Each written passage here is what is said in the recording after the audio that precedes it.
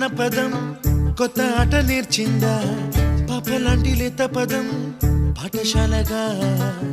కూనలమ్మ జానపదం పల్లె దాటి వచ్చిందా చవళిల జానతనం పాట చూపగా కుంచెలో దాగే చిత్రాలు